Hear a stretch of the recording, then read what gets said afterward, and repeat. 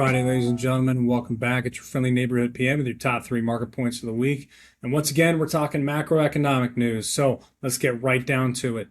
Kicking us off at number 3 was the Producer Price Index, or PPI, accelerating 0.7% over the past month. And what this tells us is that wholesale prices continue to rise higher than expectations. This is a key inflationary piece. Now, a lot of this was driven, almost more than half of it, by an increase in service prices, predominantly by hospital care this past month. Now, once again, though, this is all accelerating prior to the Iran war kicking off. And that really parlays perfectly with point number 2, which is, once again, oil remaining elevated. So oil has remained around over $100 a barrel as escalation has occurred in the Middle East and as the Iran war has continued to escalate, especially with Iran now attacking their Gulf Coast neighbors. We did see actually as well that Qatar's LNG capacity has been reduced by 17% for the next 3 to 5 years due to attacks from Iran on their export facilities. So not only are we seeing pressure on oil, but we are now seeing pressure on natural gas. And this leads to serious inflationary pressures here stateside for the overall economy as energy prices continue to rise.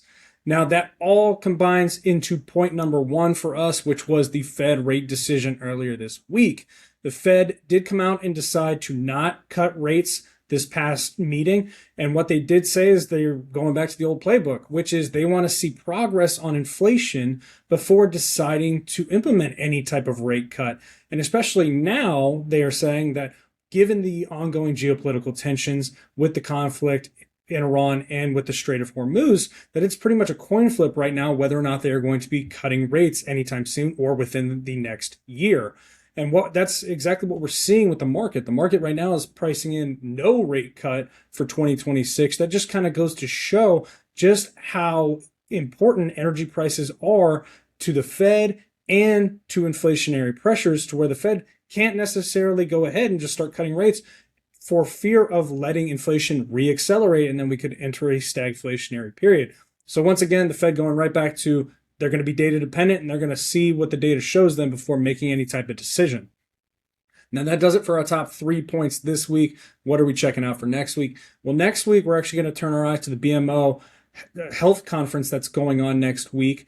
This is the second ever Metabolic Annual Summit. And what we're doing is we're going to try and get some key insights onto the current state of GLP-1s.